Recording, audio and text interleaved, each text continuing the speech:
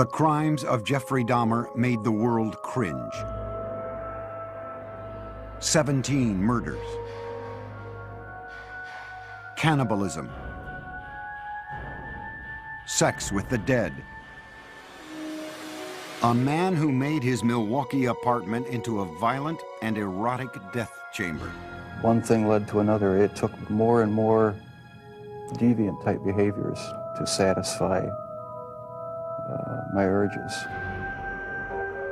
Dahmer even tried to create living sex zombies by injecting acid into their brains.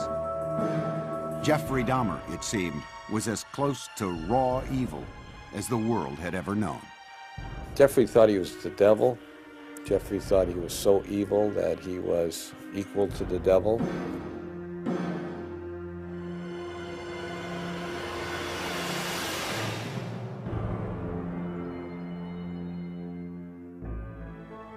The first child of Joyce and Lionel Dahmer was born in Milwaukee, Wisconsin on May 21st, 1960, just before their first anniversary. His name was Jeffrey. It was a very happy time when Jeff was first born, and for a couple of months it was like everything was brand new and very, very enjoyable and happy, looking forward to the future.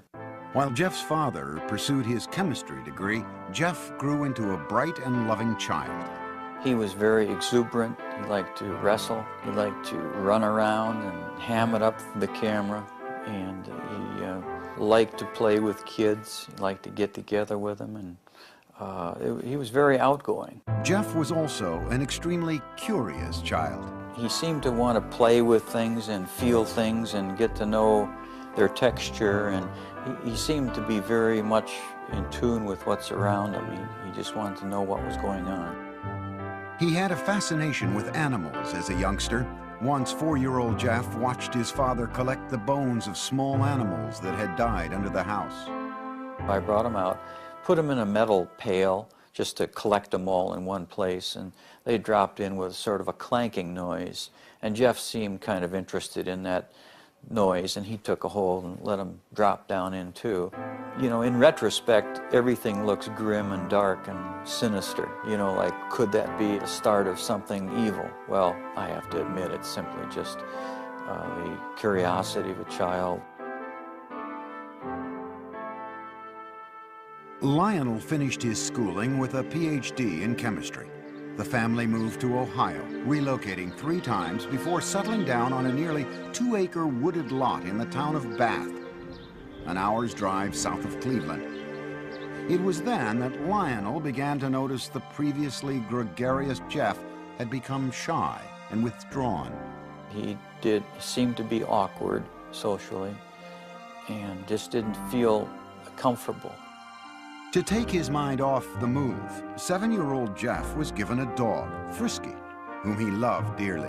With people that he knew or his new pet, the next-door neighbor boy, he was very relaxed. But there was this shyness and feeling of inferiority that we were concerned about at that time. What the Dahmers thought their son needed was to feel more involved, so they let Jeff choose the name of their second son. Jeff named his brother David. Lionel also encouraged his son to participate in activities that would include contact with other kids. What we were trying to do was to involve Jeff with activities with the thought that involvement would lead to human involvement, a forced, almost, interaction. And on the weekends, father and son planted gardens and raised sheep for competition in 4-H fairs. To commemorate their gardening days, young Jeff gave his father a handmade card with a poem. There's a picture of me eating an ear of corn on the front, and Jeff says, "The squash and the pumpkins can never compare to the kind of dad who has curly hair." And it says, "This poem is from Jeff, and I love you to death." When Jeff was 10, his mother was hospitalized and treated for anxiety. From there, his parents' marriage began to fail. Jeff's fascination with nature and small animals continued into his teenage years, when he became curious about what they looked like on the inside. For specimens, he collected roadkill. Riding around the country roads in Bath, carrying garbage bags, Jeff searched for carcasses. Jeff brought the roadkill he found into the backyard of the house, and there in the secrecy of the woods, he dissected the animals. I really have become convinced that that was sort of the starting point in this downward spiral of his. And it was associated with his puberty. And when you have hormones kicking into this terrible mixture, what he's doing, he's investigating insides of animals. And his sexuality was developing at the same time. Teenage Jeff was discovering that he felt sexually attracted only to men. But the thoughts of sex with men became interlocked with fantasies of killing another man and dismemberment. The fantasies excited him, but they were unspeakable. I think it was around age 14 or 15. Started having obsessive thoughts of violence intermingled with sex. And it just got worse and worse. I didn't know how to tell anyone about it, so I didn't. I just kept it all inside. The fantasies included lying next to an unconscious man. For the first time, Jeff's fantasies crossed the line from his mind into action. He devised a plan. He would knock out a local jogger with a bat and lie next to him. On the day he opted to wait for his victim, the jogger didn't run by. He never attempted the clubbing a second time. As he entered high school, his sexual fantasies traumatized him. To escape, he began drinking. On the way to classes in the morning, he would fill up a cup with hard liquor at a friend's house. And I remember sitting next to him in a first period, I believe, history class, and he had a styrofoam cup of scotch, I believe it was scotch. I remember saying, "Jeff, what is that?" And he threw his head back and he shook it and he said, "It's my medicine." But clearly he was getting drunk at 8 o'clock in the morning. At home, Jeff was watching his parents' marriage dissolve. When their bickering escalated to open fighting, he retreated to the forested backyard, slapping tree trunks with sticks. I'd leave the house, go out in the woods and sulk, brooding, wondering why they had to have such a rough relationship. He remained aloof with few interests and no close friendships, but he still seemed to have a sense of humor. On the high school tennis team, Jeff spent most of his time goofing around rather than playing a serious game. But more often than not, the jokes were at Jeff's expense. He gained a reputation as the class clown.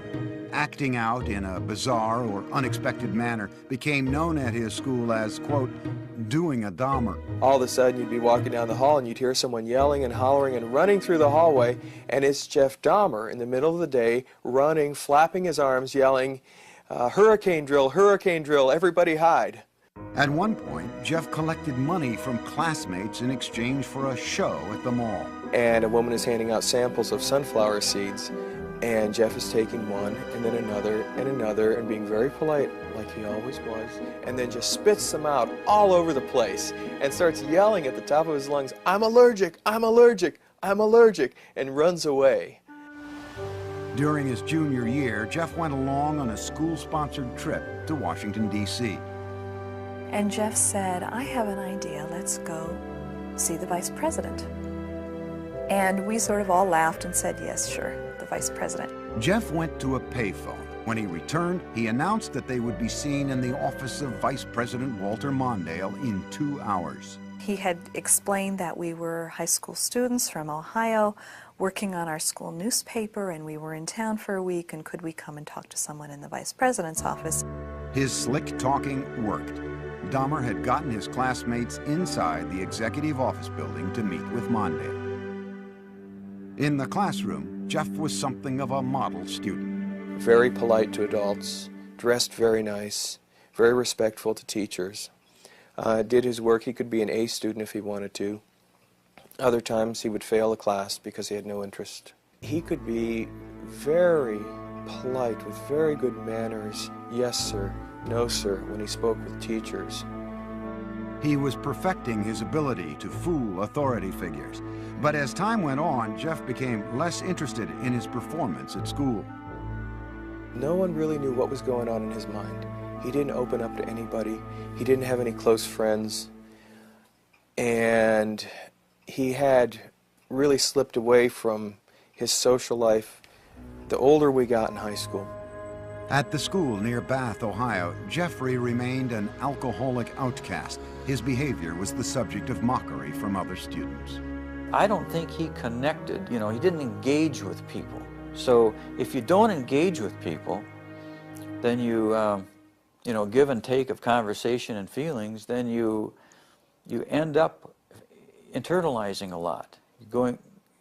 You fantasize a lot. And then the next step is to think that some of those fantasies may be real. A step Jeff was ready to make. He would kill his first victim just after high school graduation. For Jeffrey Dahmer, the summer of 1978 started with high school graduation. It would be downhill from there. His parents, after years of open and bitter fighting, divorced. Jeffrey's father, Lionel, moved out of the family house in Bath, Ohio, and into this nearby motel. Unbeknownst to Lionel, Jeff's mother took younger brother David and moved to Wisconsin. Jeffrey found himself home alone. Jeffrey was 18, and like most teens his age, he had active sexual fantasies. But Jeffrey's deviated from the norm to include thoughts of killing his lover. Now, the isolation of the empty family home gave him the opportunity to act out those fantasies. Just weeks after graduation, Jeffrey picked up a hitchhiker along the road. It was 18-year-old Stephen Hicks. I wish I just kept on going, but I didn't. Turned around, picked him up, and that's when the nightmare became a reality. Jeffrey invited Hicks back to the house. They drank beers and spent a couple of hours just hanging out. Then Hicks said he had to go, but Jeffrey didn't want to be alone. He attacked Hicks, knocking him out with a barbell, and then he strangled him. Dahmer had fulfilled his fantasy, but he was lucid enough to know that he had committed a murder. He quickly began to hide the evidence. He dismembered Hicks' body with a knife, a skill he had practiced as a younger teen with roadkill. He put the pieces into trash bags and loaded them into his car in the middle of the night. He was heading for a dump site when he was pulled over by the police for drifting across the center line. The officers asked Jeff what was in the bags and why he was out so late. Jeff was trapped for the first time, but he was ready with a lie. He coolly told the cops he was troubled by his parents' divorce and couldn't sleep, so he thought a trip to the dump would take his mind off things. The police let him go with a ticket. Jeff returned home, racked with guilt over the murder. He stashed the bones of Stephen Hicks under the house for 2 weeks. Then he smashed them to bits with a sledgehammer. Behind the house, Jeff spun in a circle, tossing the fragments among the leaves and brush. In August, Jeffrey's father stopped by the house. I said, "Where is your mother? Where's Dave?" And he said, "They're gone." I said, "Well, what do you mean? They're gone, they've left." Jeff's father moved back into the house. He encouraged Jeff to find a job. But Jeff wasn't interested. He spent his days drinking, even getting himself arrested for public intoxication. Lionel took his son to Alcoholics Anonymous meetings and psychological counseling sessions. They had little impact. Nothing could erase the violence and terror his first murder had imprinted on his mind. Only the alcohol seemed to provide relief. By the end of the summer, Jeff was still jobless, so Lionel suggested an alternative, college. He enrolled Jeff at Ohio State. But Jeff spent the entire first quarter in a drunken stupor, selling his blood to plasma centers and spending the money on beer. Predictably, Dahmer flunked out and returned home. I said, "Jeff, the doors are closing. I think perhaps that the armed services might be something that you need. Like all the other choices that had been made for him, Jeff passively went along with his enlistment. After his basic training was complete, he left for an army hospital in San Antonio, Texas, where he was given specialized instruction as a field medic. There, Dahmer learned more about human anatomy. For one of the first times in his life, he was excited about what he was doing, responding to instruction and discipline. After 6 months in the Army, his sluggish body had become lean and strong. Normally shy and reclusive, Jeff became outgoing, even smiling. But the mood swing was temporary. The Army sent him for a tour of duty in Germany, and there, once again, Jeff emptied bottle after bottle. His superiors noticed and gave Dahmer an early discharge. He went directly to Miami Beach without contacting his family. He worked in a sandwich shop and lived out of a motel. When his booze bills exceeded the room costs, Jeff took to sleeping on the beach. And he was terrified one night when a rat, big, huge rat, came crawling over him, and he called us. He said, he needs some money. I said, we won't send you money, but we'll send you a ticket. You come home. So I met him at the airport, Cleveland Hopkins Airport, and he had a smile on his face. But as I got closer, it wasn't a smile of happiness, it was a smile of inebriation. Lionel tried for a year to help his alcoholic son, to no avail. Jeff was sent to stay with his father's mother near Milwaukee. There, he seemed to find some stability at last, making a concentrated effort to turn his life around. He stopped drinking, went to church with his grandmother, and he fought what he believed were immoral homosexual urges, which eventually led to his inescapable fantasies about murder. Dahmer even found jobs, first at a blood bank and then working nights as a chocolate mixer in a candy factory. But the lifestyle of church-going and right living, as he called it, didn't last. After 3 quiet years in his grandmother's home, Jeff came face to face with his fears. At the library, a man handed him a note offering sexual favors. Dahmer declined, but he would later say the note was a turning point. It awakened sexual desires deep inside him. Specifically, he wanted the submissive company of another male. He wanted someone to fulfill his sexual needs, but he didn't want to be burdened by anyone else's needs. Jeffrey started with a perfectly submissive partner. He stole a store window mannequin. He kept the plastic man in his closet, bringing it out to masturbate onto until his grandmother found it and insisted he get rid of it. On his free nights, Jeffrey began exploring gay life in Milwaukee, browsing through porn shops and going to bathhouses. The bath clubs catered mostly to men seeking anonymous sex.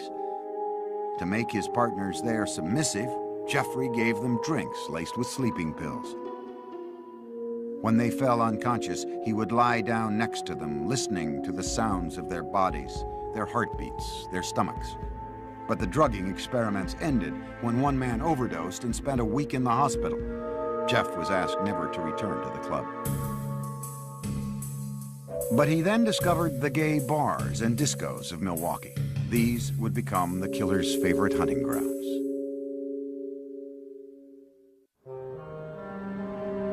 By his late 20s, Jeffrey Dahmer was settled in Milwaukee, living at his grandmother's and prowling the city's gay scene. No one suspected that this reclusive loner with boyish good looks was on his way to becoming a psychopathic serial killer. He did take pleasure in the fact that he was in control of his own little world, that nobody knew what was going on, that he was the master of it. Dahmer could fit in with any group, and you wouldn't say, oh, he must be crazy, or he must be a killer. That's why he was so successful. He was not a repulsive individual.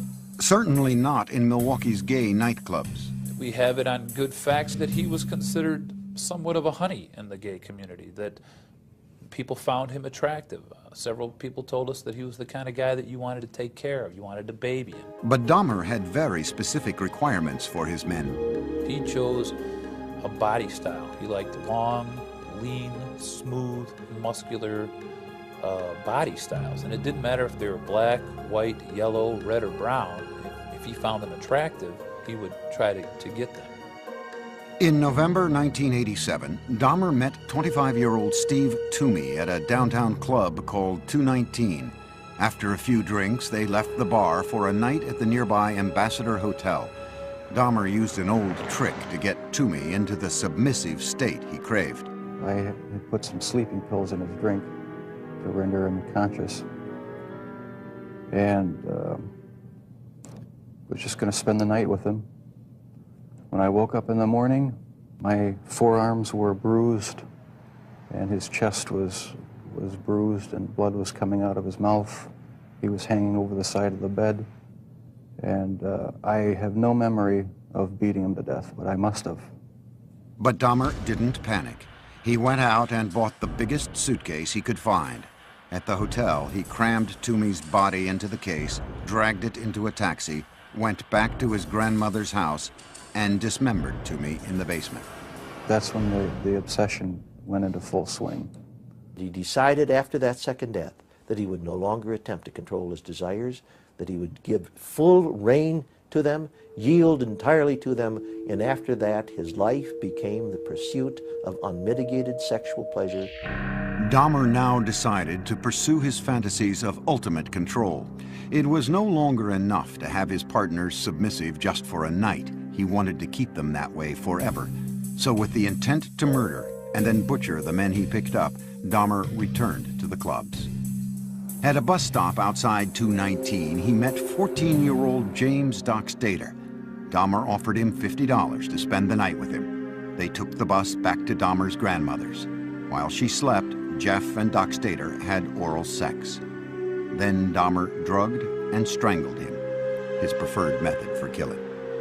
He stated in no way did he ever want to hurt anybody. As funny as this sounds, that is the reason why he killed everyone by strangling them, because not only did he get the power and the thrill of committing the murder, but it was also the most humane way. With Doc Stater, Dahmer further explored his dark fantasies. He hid the body in the basement for a week and continued to have sex with it.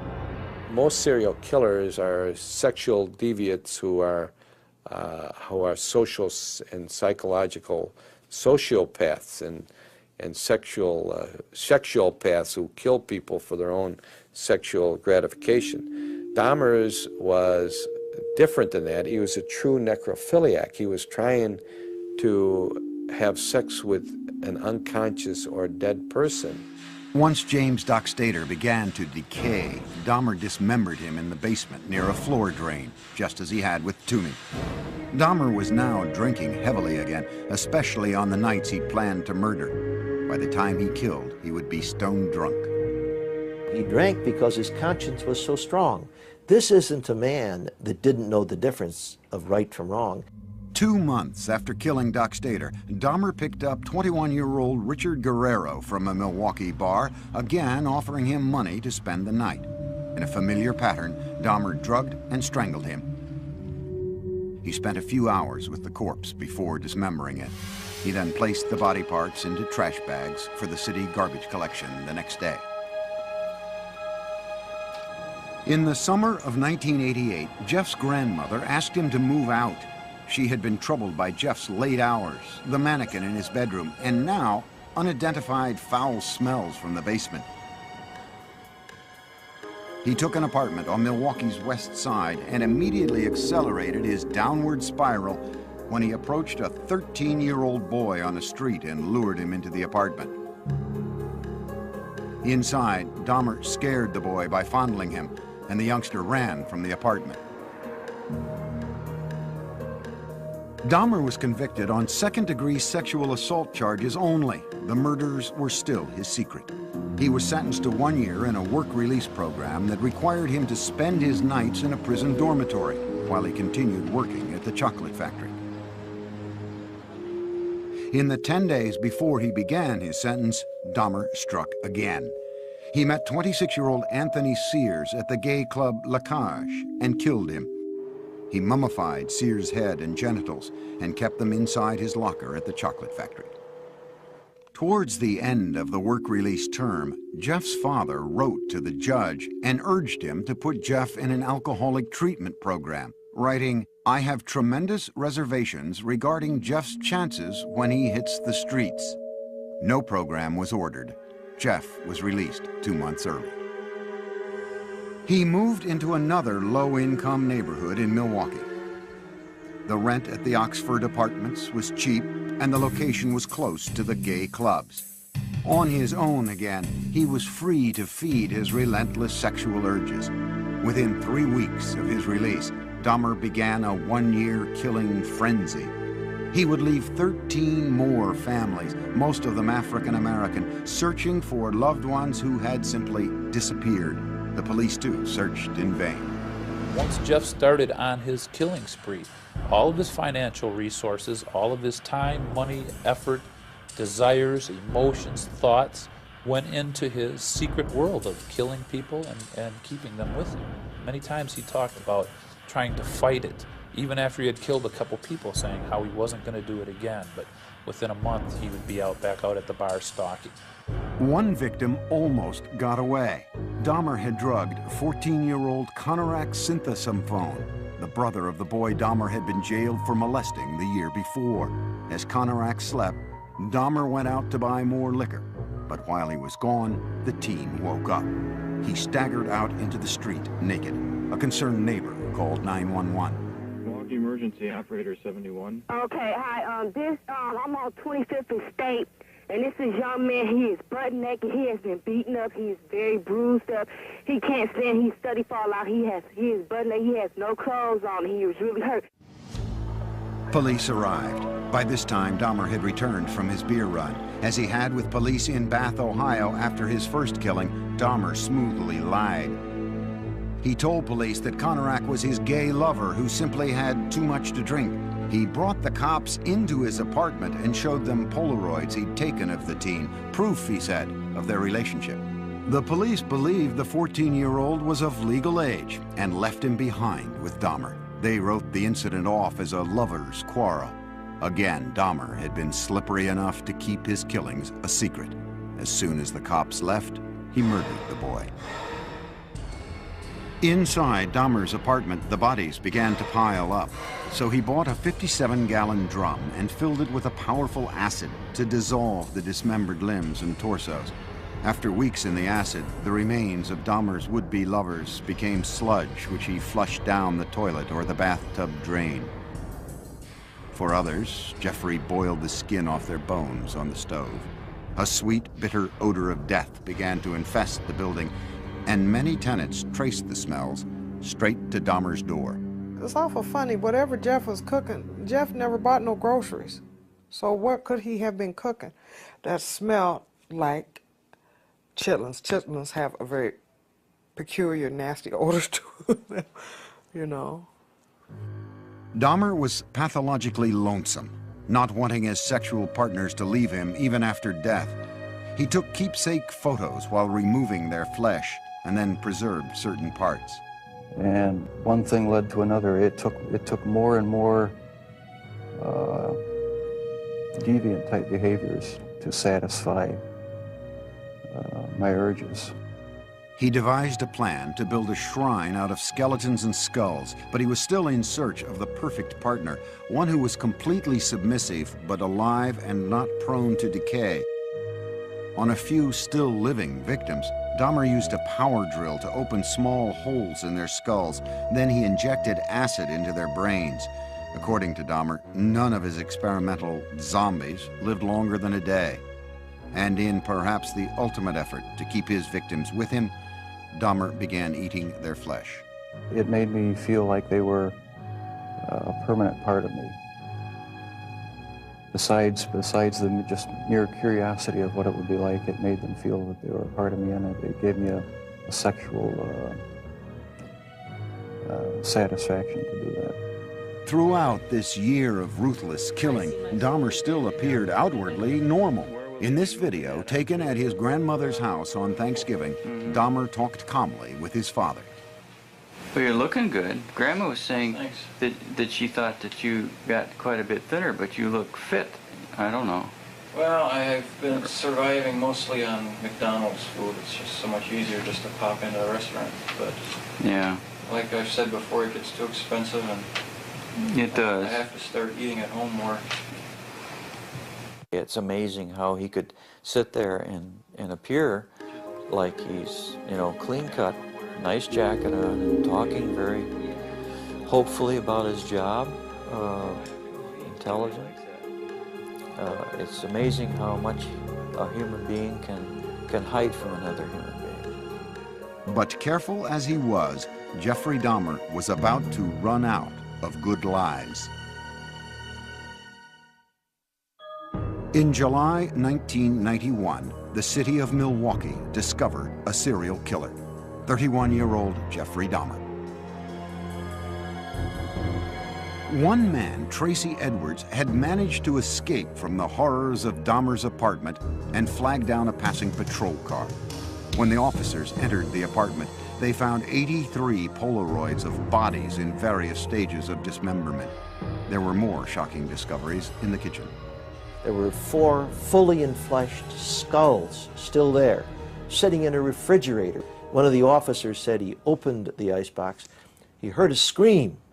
It was only later that he realized that it was he himself who had screamed. TV news cameras rolled as what was left of the victims was carried out. The 57-gallon drum filled with the torsos of 3 men. A freezer with dismembered limbs and flesh. Metal cooking pots with mummified hands and genitals. This time, there was no lie Dahmer could tell to save himself.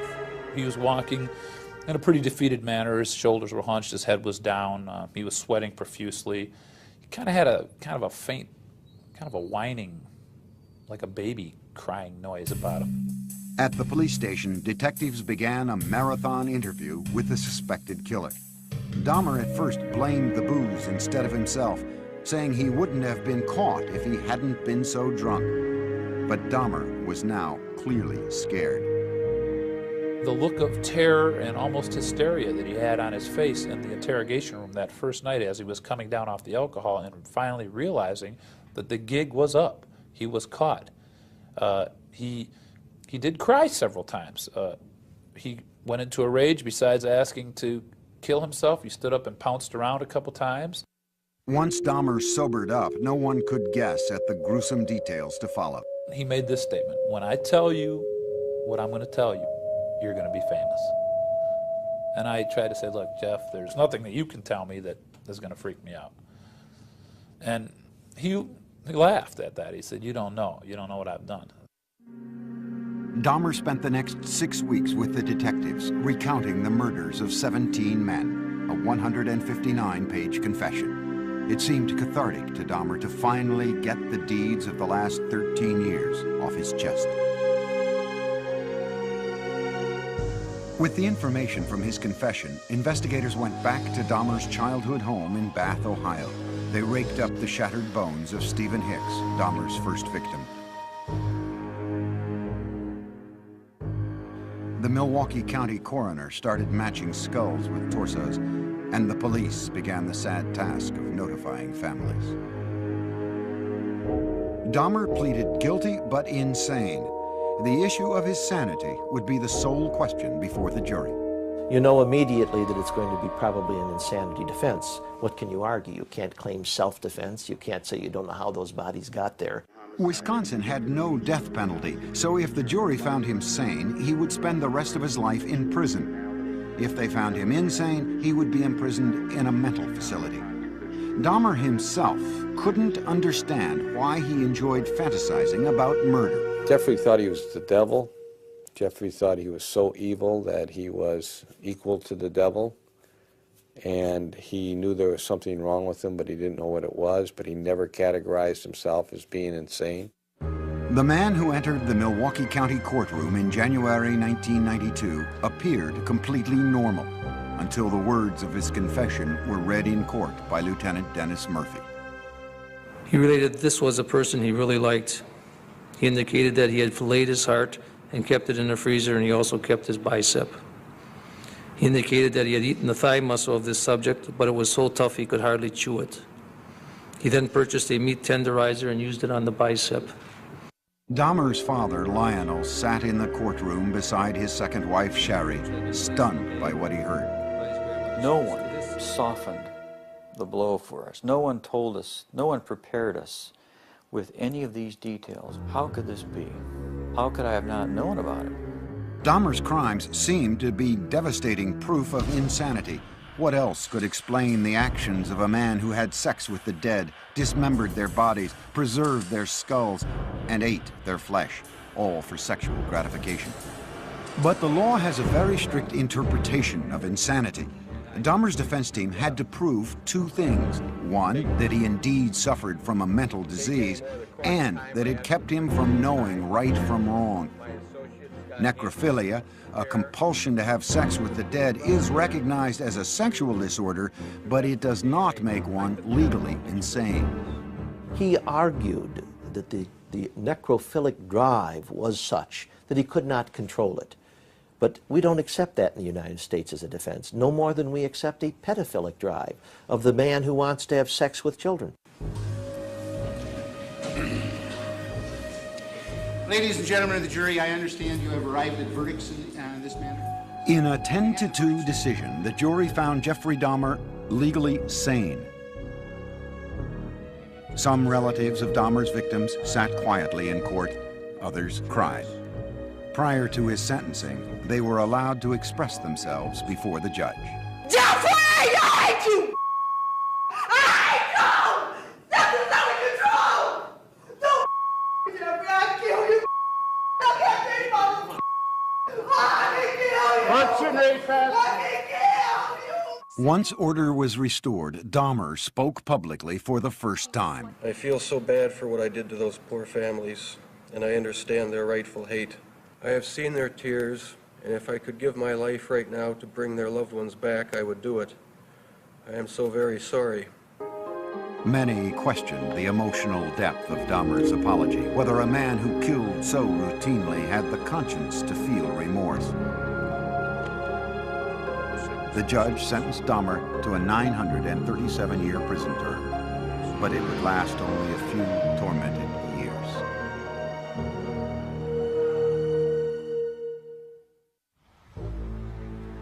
Jeffrey Dahmer's final home was the Columbia Correctional Institution in Portage, Wisconsin. His former residence at the Oxford Apartments in Milwaukee stood as a painful reminder of the lives that ended there. So in November 1992, it was demolished. In his prison cell at the age of 32, Dahmer's life became a conflicted introspection, trying to sort out the blame for his killing nature and seeking divine forgiveness for it. He had spent time in church as a boy and with his grandmother as an adult, but had lost his religion during the murder spree. Dahmer placed the blame for the murders on his atheistic beliefs and the theory of evolution. He said, if it all happens naturalistically, what's the need for a God? Can't I set my own rules? Who owns me? I own myself. Yet Jeffrey was still a contradiction, for he was always quite willing to blame the devil for taking over his soul. The serial killer wondered now what would happen to him when he died. Dahmer decided he wanted to be baptized. Evangelist Roy Ratcliffe was called by the prison minister to talk with the inmate in April 1994. He was a very affable, congenial, likable sort of person. I always felt like I was dealing with a small boy in a grown-up man's body. He could get real excited and interested in neat or cool things that a little boy would get involved in. 1 month later, Dahmer was taken to the prison medical center, where he was baptized in a whirlpool. On the way, we walked by other prisoners who were coming by with mops and brooms and various cleaning devices, and they looked up, and the only one they saw whom they recognized was Jeff, and so they called out in a very friendly, banter, "Hey, JD, how's it going?" And he called back, "I'm going to be baptized, this is great." Dahmer appeared to be making a remarkable transformation in prison. He would ask questions. He would he would say, but wait, what about this? What about that? So uncharacteristic of the earlier years. You know, go back to senior year in high school, you wouldn't get any of that. He was so interactive and so concerned about our welfare. You know, he was reaching out. He was rehumanizing. But those dark, haunted fantasies remained with Dahmer. I'll probably have to live with it for the rest of my life. I wish it would go away. I wish there was some way to completely get rid of the compulsive thoughts, the feelings. Dahmer got another reminder of his past when he was visited by Teresa Smith. Jeffrey had killed her brother, Eddie. First thing when he did when he came in is apologize for killing my brother. I asked him why my brother, and he said he seen the way he danced, you know, and he liked the way he looked, and he said I was just attracted to him. He said he had strangled him, and then he was trying some new experiment or something with preserving the skull and the body and whatever, and it didn't work. So he had to destroy him. Dahmer had spent his entire adult life as the predator. But now in prison, he became the prey. The notorious serial killer was a target for other inmates. In August 1994, he was attacked in the prison chapel with a crudely fashioned knife. He survived. But on November 29, 1994, inmate Christopher Scarver, who called himself Christ, bludgeoned Dahmer with a metal rod from the prison gym. Dahmer died on the way to the hospital. Among his last wishes, Dahmer had asked to be cremated. His ashes were split between his mother and father. There are statements in his will and testament that say, I don't want a marker, I don't want a grave, I don't want a funeral, I don't want any kind of, he's saying, I want to be wiped out. But the horrible questions that his life of killing posed do continue, and they defy answers. There's a mystery of mysteries that will never be solved, even if he lived. I don't know that what he was all about would ever be solved, except maybes. It's hard when there's no explanations. Sure, there were red flags in Jeff's life, but no one knew about him. He was so secretive and so careful.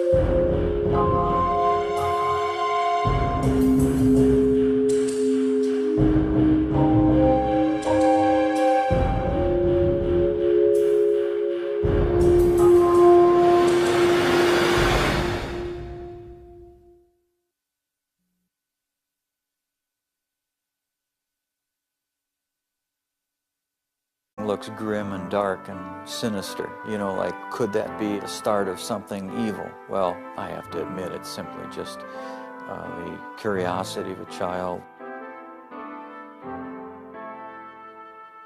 Lionel finished his schooling with a PhD in chemistry. The family moved to Ohio, relocating 3 times before settling down on a nearly 2-acre wooded lot in the town of Bath, an hour's drive south of Cleveland. It was then that Lionel began to notice the previously gregarious Jeff had become shy and withdrawn. He did seem to be awkward socially and just didn't feel comfortable. To take his mind off the move, 7-year-old Jeff was given a dog, Frisky, whom he loved dearly. With people that he knew or his new pet, the next door neighbor boy, he was very relaxed. But there was this shyness and feeling of inferiority that we were concerned about at that time. What the Dahmers thought their son needed was to feel more involved, so they let Jeff choose the name of their second son. Jeff named his brother David. Lionel, he dissected the animals. I really have become convinced that that was sort of the starting point. in this downward spiral of his. And it was associated with his puberty. And when you have hormones kicking into this terrible mixture, what he's doing, he's investigating insides of animals. And his sexuality was developing at the same time. Teenage Jeff was discovering that he felt sexually attracted only to men, but the thoughts of sex with men became interlocked with fantasies of killing another man and dismemberment. The fantasies excited him, but they were unspeakable. I think it was around age 14 or 15. Started having obsessive thoughts of violence intermingled with sex. And it just got worse and worse. I didn't know how to tell anyone about it, so I didn't. I just kept it all inside. The fantasies included lying next to an unconscious man. For the first time, It was a very happy time when Jeff was first born, and for a couple of months it was like everything was brand new and very, very enjoyable and happy, looking forward to the future. While Jeff's father pursued his chemistry degree, Jeff grew into a bright and loving child. He was very exuberant. He liked to wrestle. He liked to run around and ham it up for the camera. And he liked to play with kids. He liked to get together with them. And he was very outgoing. Jeff was also an extremely curious child. He seemed to want to play with things and feel things and get to know their texture. And he seemed to be very much in tune with what's around him. He just wanted to know what was going on. He had a fascination with animals as a youngster. Once, 4-year-old Jeff watched his father collect the bones of small animals that had died under the house. I brought them out, put them in a metal pail just to collect them all in one place, and they dropped in with sort of a clanking noise. And Jeff seemed kind of interested in that noise, and he took a hold and let them drop down in too. You know, in retrospect, everything. The crimes of Jeffrey Dahmer made the world cringe. 17 murders. Cannibalism. Sex with the dead. A man who made his Milwaukee apartment into a violent and erotic death chamber. One thing led to another. It took more and more deviant type behaviors to satisfy my urges. Dahmer even tried to create living sex zombies by injecting acid into their brains. Jeffrey Dahmer, it seemed, was as close to raw evil as the world had ever known. Jeffrey thought he was the devil. Jeffrey thought he was so evil that he was equal to the devil.